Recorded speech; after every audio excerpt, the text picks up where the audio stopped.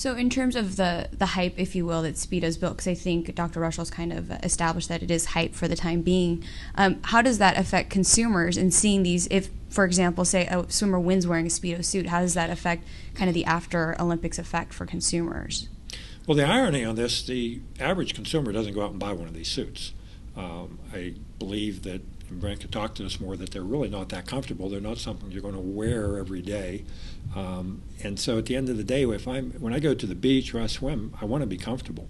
Now, the real interesting thing for Speedo is, okay, Speedo's getting all this publicity, and no doubt, I mean, this has put Speedo on center stage.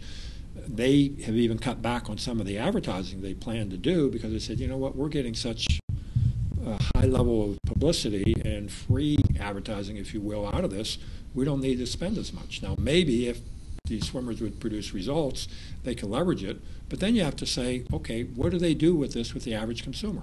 So I see a swimmer set a record wearing this, almost from chest to knees in this suit. I'm not going to buy one to go to the beach. The question becomes, how does Speedo leverage this, even if it works out their way and people win in their suits? Can they develop perhaps a modified version for swimming laps? Could they take the technology and come up with some type of suit that dried faster or maybe had a compression effect to make you look a little better at the beach?